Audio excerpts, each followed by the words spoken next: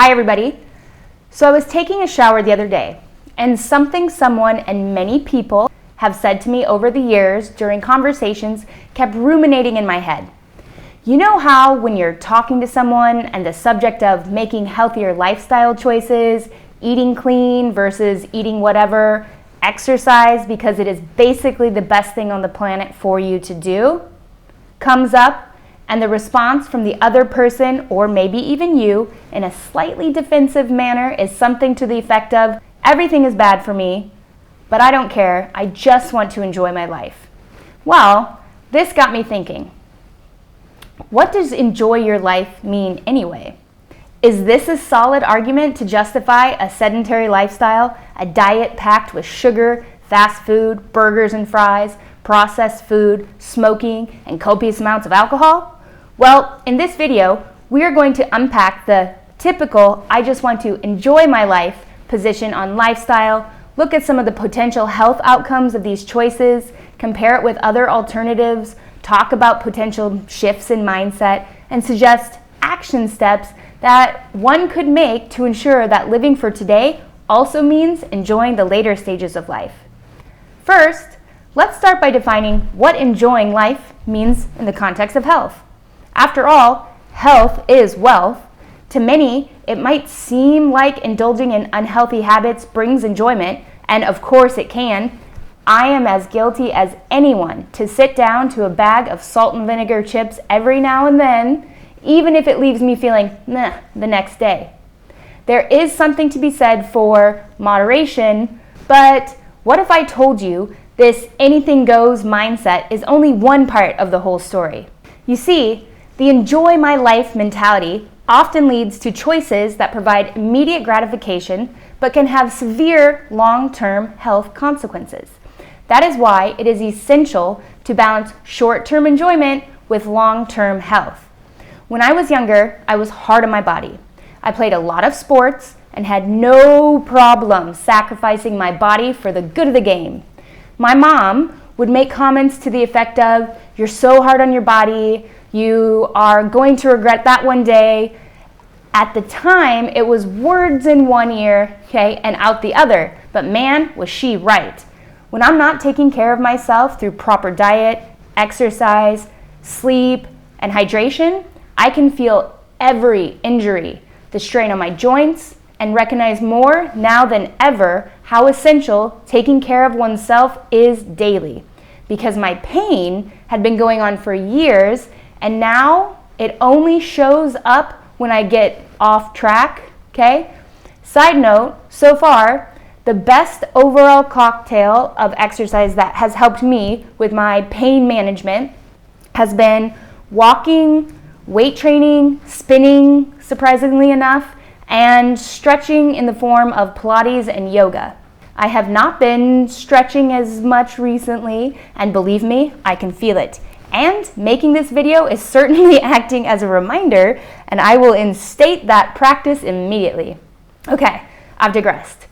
In thinking again about the enjoy my life mentality, what we are really talking about is instant gratification, addictions on various levels, which addiction, simply put, is just the narrowing down of that which brings us pleasure, and beliefs about what we think brings us pleasure, and in the case of making excuses for engaging in behaviors we know aren't good enough for us in the long term, we have this innate tendency to be protective or defensive of what we are doing, eating, drinking, etc., even though a simple shift in our mindset would enable us to let go of the behaviors that no longer serve us now and in the future.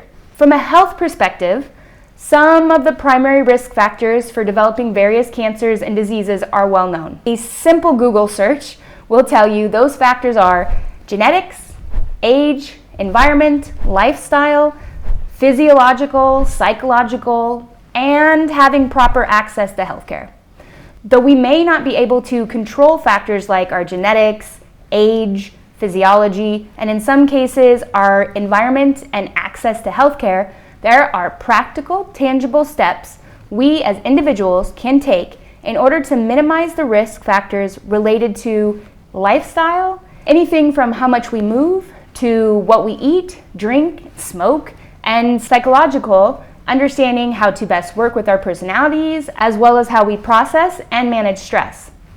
Even small changes made regularly can help us to live happier, healthier, more robust lives starting from now and well into our golden years. So what are we talking about?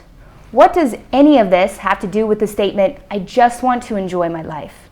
As I said before, that mindset shift is a conscious awareness around what current lifestyle you are living and the associated habits that you currently have versus the ones that can be consciously created to get you what you want.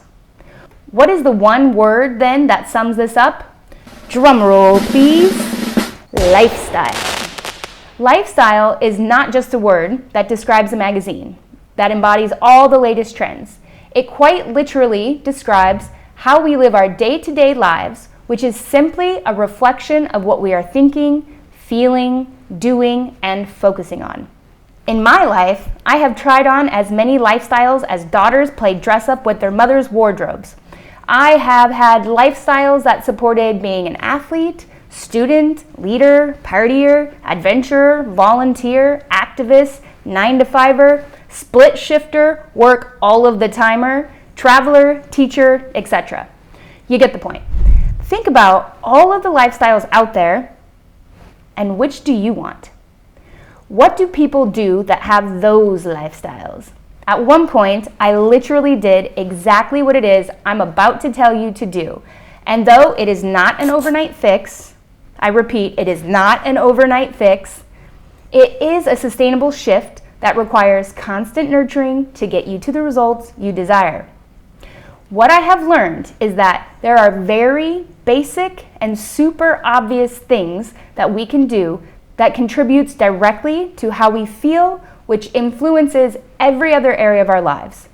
And a very big part of that is, of course, developing habits that support at least the 80-20 mindset of eating, exercising, practicing mindfulness, and all of the other things that support healthful living. Following these basic strategies, I have been able to navigate the world, financially retire, or step out of teaching and support myself through my investments by the age of 36, and begin this entire new journey where I'm driven to share what I have learned with others who know that where they are right now is not where they want to be, but do not know how to get there because they don't know where there is. When I say health is wealth, I truly mean when we develop the discipline to be able to control ourselves for the most part, it has a compounding effect into every other aspect of our lives, from our finances, to our friendships, to our hobbies, to our health. Now, I do not have everything I want yet in life, but I know I'm well on my way. And here are the steps I would encourage any of my closest people, and you too, if there are any changes you want to make in life to also enjoy a more healthful, vibrant, energetic life and are just getting started, this is what I would do. Step 1, develop your vision. Define your desired lifestyle. If you don't know where you're going, then you will never get there. I have been making vision boards consistently since 2010. I was 24, broke, as we all are, recently graduated, no direction, no experience, but filled with desire and a yearning for adventure. That year, the message was, make 2010 my year. And with like $100 in my bank account, I found a way to travel to Europe for the first time, to cycle across the United States, and I attribute it all to my vision board. Vision boards are just things you want. They are the symbols that keep you directionally focused so you do not get too distracted or steer too far off the path of your desired destination.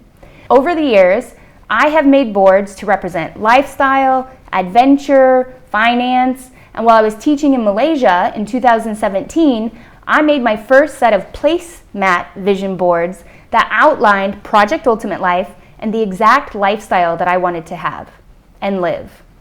Though it took me 4 years to lay the foundation, 5 to go all in, and 6 years to really start building with absolute clarity and change all the aspects of my life I was not happy with.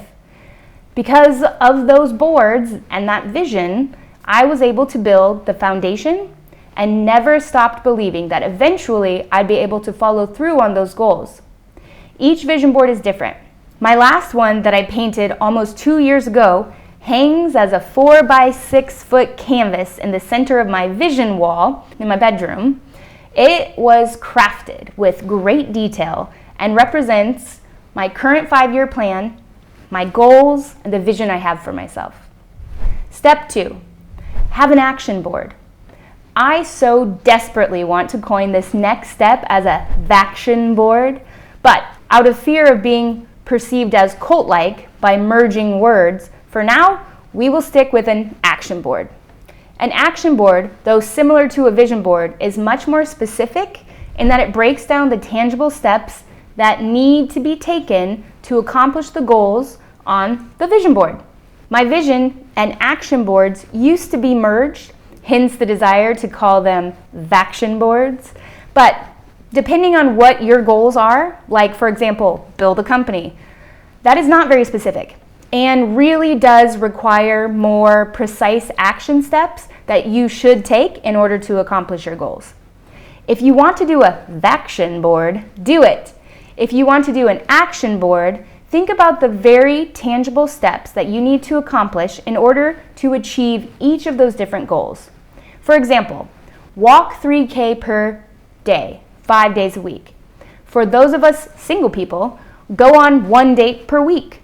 For those who loathe vegetables, eat 1 vegetable with every meal. Eat out too much and want to save money? Watch some YouTube videos and learn how to cook healthier for much less money. All of these goals can be represented with words, imagery, or both.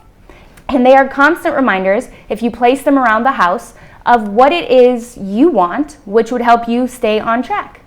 Step number 3, put those actions into practice.